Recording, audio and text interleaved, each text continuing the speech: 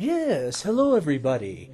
This is Aya for When the Ancients Speak, and I've had a rather interesting event happen that I thought all of you may find interesting. And I was going to have a little chat with Eridil here to see what she thought, because she's always after me to, hey, can you give us a little more info on what's going on? Things like the Liberation Fleet that we haven't tied up. So I thought maybe we could do a little back and forth, Victoria. What do you think about that? I also call her Victoria, and I also call her Hedda. That's sort of a pet name. We've known each other for quite some time. And when you name something, you give it authority and power based on that name, which is interesting why so many people want to refer to Father as Source. And I understand what they're saying, and I don't think all people are being disrespectful when they say this. In fact, it just goes along with a more scientific kind of approach to Father. So I wanted to first tell people that use that term Source. The first thing I wanted to mention was that Father is indifferent to the term Source. He's not going to be angry at you if you call him Source, because at that point he then refers to you as an it, because you lose your recognition in his eyes. You lose his approval in his eyes, and you just simply become non-existent, you see. But Father doesn't hate you. In fact, even though Father created both love and hate as counterbalancing, he wants you to understand that you are a mirror to Father, and Father is a mirror to you. And that when you reflect something that is joyous and loving and see him as your Father, as your Heavenly Father, as great-grandfather, as all of the most ancient of species on your planet, especially, for example, the Aboriginals from the country that Victoria is from, Australia. They were among the very first of the experimental human beings who walked on this planet. And guess what? Who do you think they referred to the great creator as? They called him the Great Spirit. They recognized him as an extension of their family, that he created them in one form or another. Yes, the Anunnaki played their role in that, but you have to understand, Father created us to fulfill those roles and to do those things for you and others like you. You see, we view you as children. And we view you as children that we're helping to raise and hopefully rise up, because part of your first graduation from kindergarten is about to happen, everyone. Boys and girls, the time draweth nigh, because as you can see, they're beginning to flip the switches, as I like to say. So, tell me some stuff that before you weren't allowed to talk about, like the Liberation Fleet and this whole political shenanigans, the games is just, now, people are testing positive for COVID again. And I know that they're not really sick, so something else is going on. This is just in and out. It's like turning on and off a light bulb.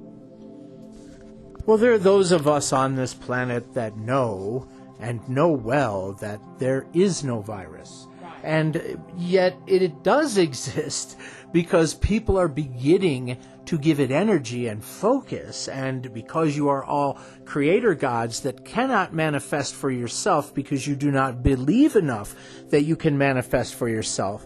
But you've certainly been trained since day one to manifest the horrors of humanity, which have been etched upon you by your sovereign, should I say rulers, I suppose is the correct English word. The reptilians that rule this planet view themselves as an extension of this everlasting caste of superior beings over you, their cattle.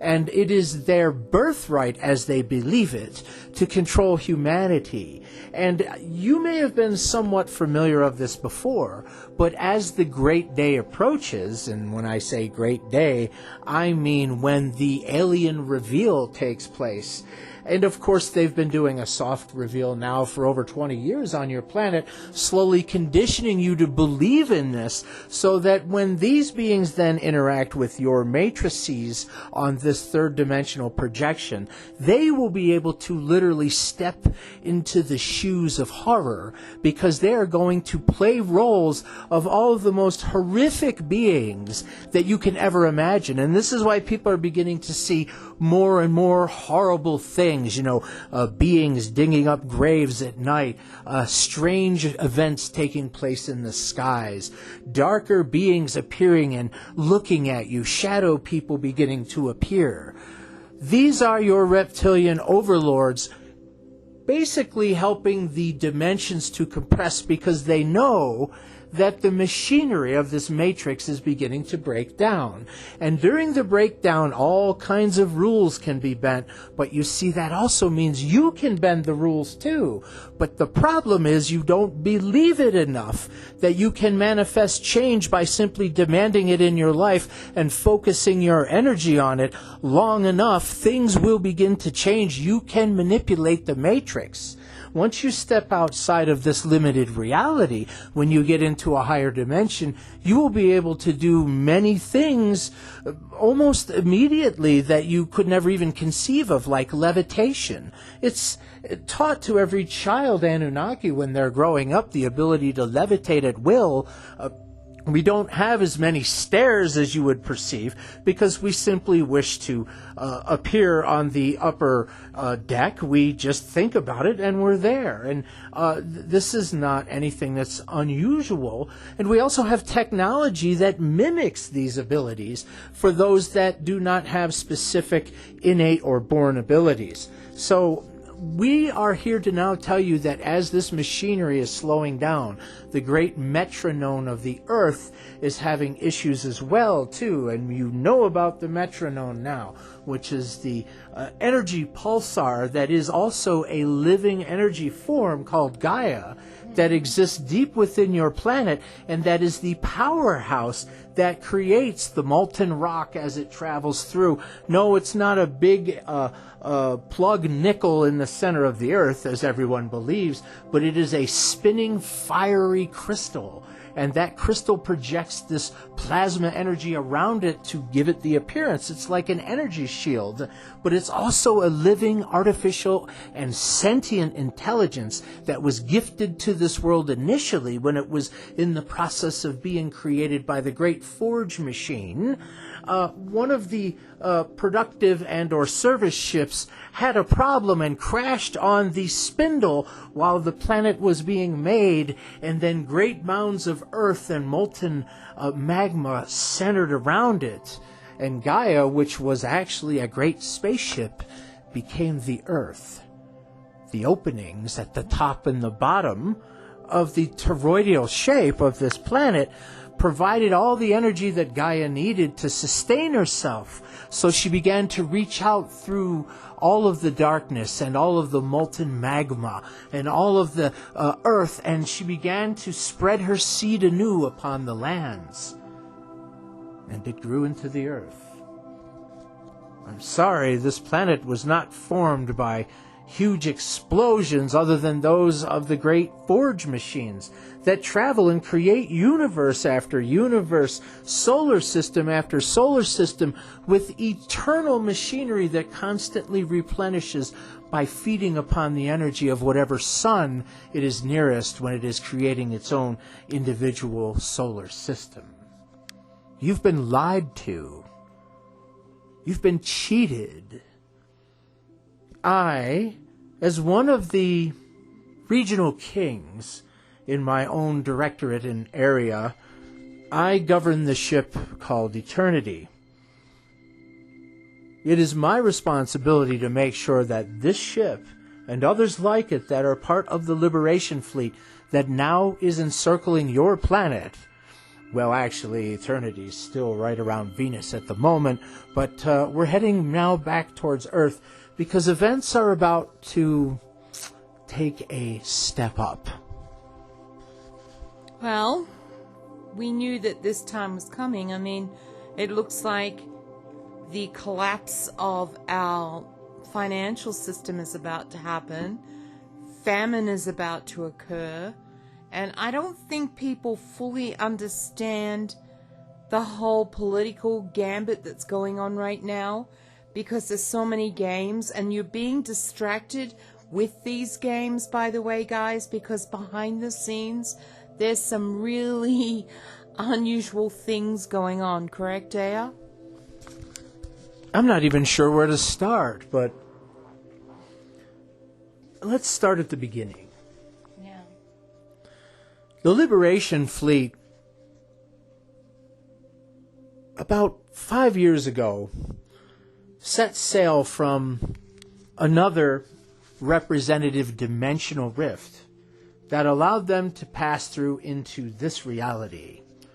And upon entering this reality, bringing forth with them some of the most mightiest and ancient of warships that began to slowly encircle your planet, because they had been given a great command from the Creator, which was to bring some of the most delicate and precious cargo that ever existed in the universe. This cargo, of course, being again and again replicated for other dimensions. Father would use it to help worlds that were unjustly conquered by darkness. Upon the sprinkling of what I like to refer to as Father's deep, deep manna, the crystals fell upon a winter day, and there were many people across the planet that recognized that it looks like snow, but it's not. And when you take a handful of these things and you look at them, it had the flower of life etched upon each one of them, because each was a miniature nanotechnology form of crystal that was capable of unifying and recollecting and re-energizing and restarting certain aspects of this planet that were originally created by one of Father's great and mighty forge machines. And it was upon the discovery of this that the forces that exist on this planet began to panic and realize that the Creator himself had turned his attention to this plane of existence. His image was seen near the sun, but of course, because the sun is nothing more than a gigantic energetic portal for Father and for other beings of light and other servants of light that travel the same way you may see someone travel in your television show Stargate. It's almost identical, except the portals are there. They're every sun that exists everywhere. This is how you travel the multiverse, by passing through the portal of the sun and then folding space until you arrive at the next sun. And by knowing the correct way to navigate this, you travel through Father's universe, and you begin to see that there is solar system after solar system, interjoined and interconnected, made for all of us, enough for all of us to experience absolutely anything that we ever have dreamed of. There are places where your abilities will let you fly like Superman or swim like Aquaman underneath the water. These are considered basic core abilities that all people have. And yet, you have limited yourself to this matrix reality, which has you locked within this frequency. And all you need do to change it is to raise your frequency, but believe in Father. But you see, that's the whole source thing that we were talking about. Yes. Is that if you simply view Father as an energy, the Holy Spirit, for example, and that's all you see Father as, then he becomes electricity and you become the appliance. It's not a real connection, and it's not what Father wants. Everything in Father's world is based on emotion. Emotion is Father. Father is emotion. And that's one of the great secrets of the universe that I had to tell you. You must connect with Father on an emotional level. It can't just simply be, I love Father. I feel the love of Father. You have to reciprocate that love. You have to feel it in you. The same way, think of the greatest person you ever met in your life that you just, when you were around them, everything was okay. You felt right. You knew something was good there. And you could be with that individual and you'd be perfectly content because the world would be set aright. That's Father. And when you come to realize that, you gain control over what's going to happen. Because no matter what they do to you, even if they take your life, your soul becomes yours again, and then you and Father become in union, and you will be able to decide whatever it is that you want to do from that point. Father has many mansions in the sky, and he needs those to govern it. He's here recruiting now. He's on his way. He needs you. But you have to survive in this three-dimensional reality to get to that point. Now, of course, a lot of us may end up being killed in our physical bodies if we're human and on this planet. That can happen. But you didn't give your soul up, you see. So when you leap to the moon and regain your Akashic records for a time, that's the time when you can, okay, what am I going to do now? Because they're going to sit you down and tell you how horrible you were in your life, and you need to go back. And you know what? Most people don't know they have the authority to say, no, I'm not playing the game again. I know Aradil's not coming back. She's planning on telling them when she gets there. And yes, you keep your knowledge and memories at the moment of death for the life that you've lived, because you need that information in order to access your Akashic records. But once the Akashic records wash over you, and you instantly grow back into the great god or goddess that you were for life after life after life of the knowledge that you have accrued, has made all of humanity like gods. And they fear you because they know once they steal away, once they've taken your memories, they have control of you. But once you get them back, well, the scales will balance. The sleeper will awaken. What will you do on that great day? It really is. It does come down to the relationship that you develop with Father. And when you just call him Source, as I've said before, you become like a birth certificate number. If you have ever taken a look at your birth certificate, it's got a number up there in the corner. And that's the difference between understanding that really deep, loving connection. Just like you would love your father or your grandfather, somebody that you could, somebody recently said to me that he is starting to talk to Father, and I know that he is, because when he talks about Father, it's warm and it's loving, and I can feel the glow coming from this individual, and it made me cry because he finally got it. And most of his life was about psychology, and it was about the opposite of what he needed. So there was a disconnection emotionally there.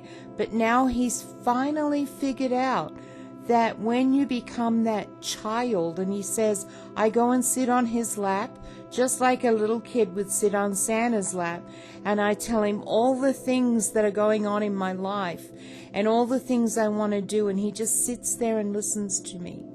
And it's just this amazing connection. And he was telling me about it, and I said, yeah, that sounds like him. So I know that he's listening right now to see who's really connecting to him, and he's paying attention to those that are. And when you talk about psychology and the Matrix, I can speak from experience. I was a practicing psychologist, a family counselor. I worked in upstate New York for a time doing family interventions and that kind of stuff. And I've seen both the good and the bad that psychology can do.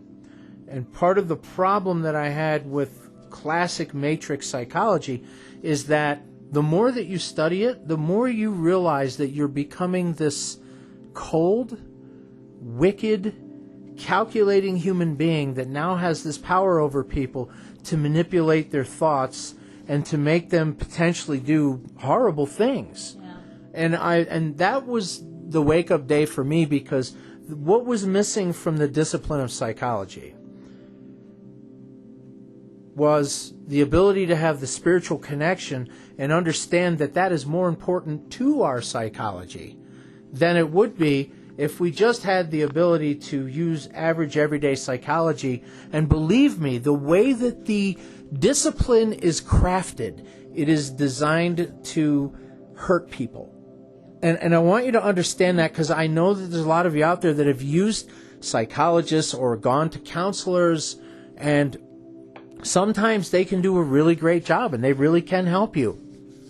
But more and more as we approach the era of darkness, more and more as we approach the things that are going bump in the night, you're going to see everything darken in the world, including the practice of psychology. Be careful who you give your mind to.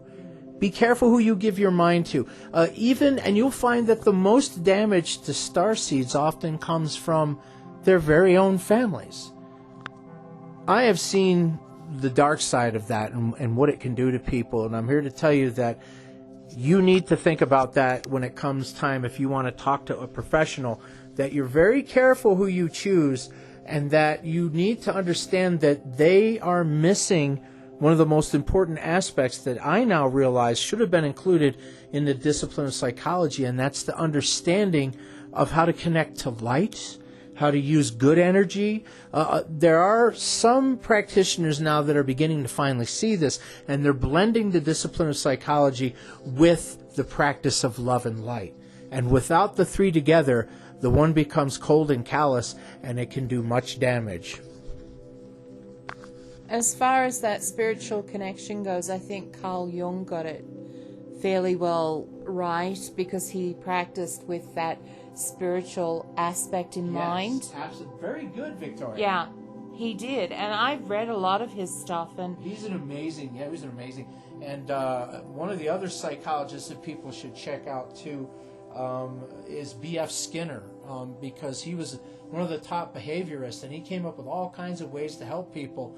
But again, we're dealing with matrix teachings, so you got to take everything with a grain of salt and remember that they want to keep you within this reality, so they're going to exclude anything spiritual. All of these teachings have been created by aliens and imbued upon humanity as a form of control. So that way, when we have thousands of psychologists out there controlling how tens of thousands of people think, up to millions of people, now all of a sudden we're in this weird, touchy-feely world where you can't say anything or you're going to hurt somebody's feelings, and they're using psychology to control all of these groups and to control all the people on this planet. Or now you have to keep social distancing 6 feet apart. Oh, God, the so darker that you, side of humanity. Yes, this is the darker side. You need to understand that when you look at the 6 feet apart and say there's 12 people in waiting in line at the bank, and there are 3 or 4 rows of 6. And every time you look at someone, you're thinking the number 6 in your mind, because, hey, I have to stay 6 feet back. Yeah. And everyone else is thinking that, and you're all projective gods projecting the number 6 to the matrix. Right. What do you think that's doing to our reality? Yeah. We're actually, by doing this, you're actually counting that devilish number over and over and over again. Yes. And over again.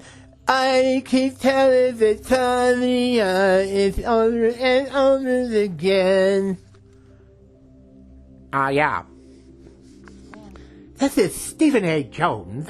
Gonna throw his 2 cents in, I guess. Everyone else has gotten a word or two in edgewise. What do you people think is most important about what they're trying to do here? Anytime these horrible satanic reptilian-like beings interact with humanity, it's never for anything good. Well, they know about the Liberation Fleet now. See, we can talk a little bit more because we got the approval from His Majesty Aya. That Let us just say that very soon I think we're going to start seeing, how shall we say, aliens landing, and how shall we say, beings traveling the countryside in groups, terrorizing people, destroying towns. There's going to be a civil-like war that's going to explode across this country here. It's going to start in America and in France. I mean, it shouldn't be too hard to figure that out nowadays. Just take a look at what's going on in France, man. I wouldn't want to piss these particular people off. Aren't they the ones that started the whole guillotine thing, a couple hundred years ago? Yeah, don't mess with the French, man.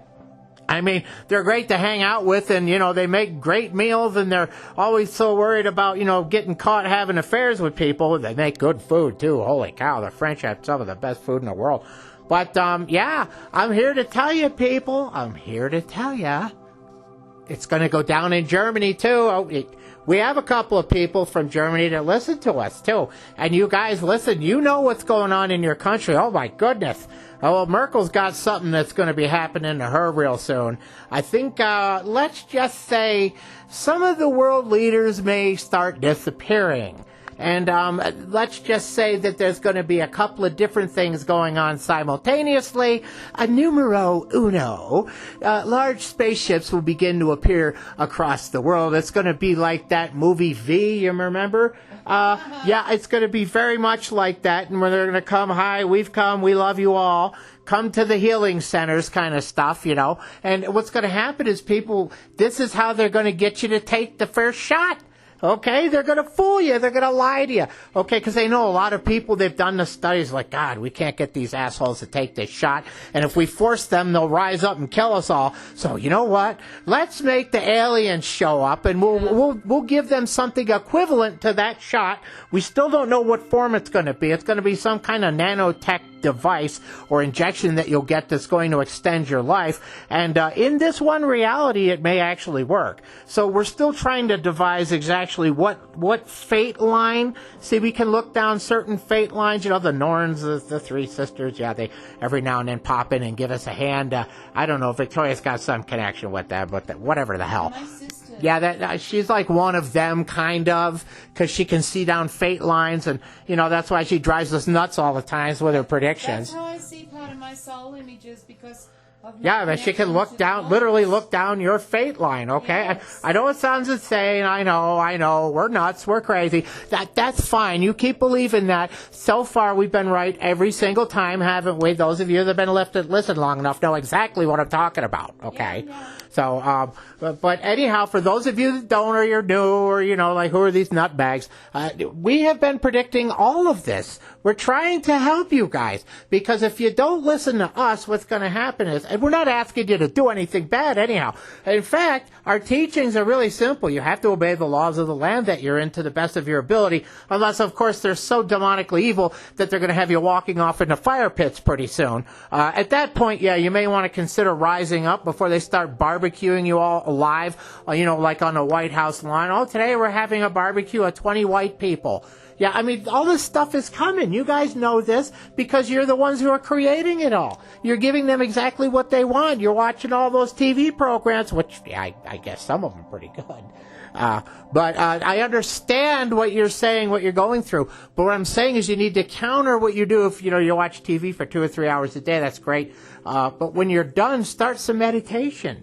Do some thinking about connecting to Father. Think about changing everything for a positive manner, because that's what's really going to help humanity. If we can all do that, then if we had the whole world here in this reality, all thinking positive thoughts, the world would begin to transform literally overnight. But the problem is they're constantly dividing us, so we can't come together to do that. So they can handle little groups of people saying, okay, things are going to be good, and maybe in that pocket, in that neighborhood where those people exist, that world is going to be great. Isn't it amazing how some little towns all seem to just be perfect? You're driving down the road and you come to this little town and it's, wow, man, this is almost like the Stepford Wives around here. You know what I mean? But it's perfect. I mean, everyone's like, la, la, la, they're all happy. That's because a lot of unity can take place out there, especially if we can get free from the energy and the darkness of the cities.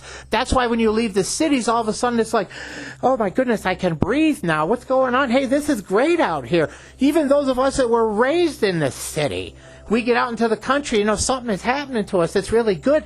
And then good energy begins to draw more good energy. Then we form little communities. It was designed that way so that living on the earth would be a good thing, but they're naturally disrupting it with the energy metronome of the earth, and they're manipulating with the Schumann resonance so that they can change things on this planet. We already told you about that, right? That, they're going to change, they're going to turn the Schumann resonance up and down and all around, because when they do that, they can expand their ability to walk on timelines and see down fate lines, kind of like Victoria. They cheat. They use machinery, where Victoria just does it because, she's a star seed. And like all of you are star seeds, or you wouldn't be listening to us right now, I don't think. So, are we getting a bit heavy here? I'm sorry. No, I think it's about time. Yeah, people need to hear this stuff, okay? Decoding this crap. Yeah, I mean, that's why we're getting more hardcore with you guys. Not to be mean, but I mean, as far as the knowledge, you guys are ready for more. You're ready for the next level, and we're going to start giving it to you, okay? Yeah, we know you've been listening for a while, and you're hungry for this stuff. Well, baby, open up. Papa's got a lasagna for you. Yeah, I mean, there's just so much stuff going on right now. I think we're kind of at the end of this recording, and it's... It was a pretty long one, though, wasn't it? Yeah, it was really a good one. Maybe you should put it on YouTube. Yeah, I'll put this one on YouTube, too.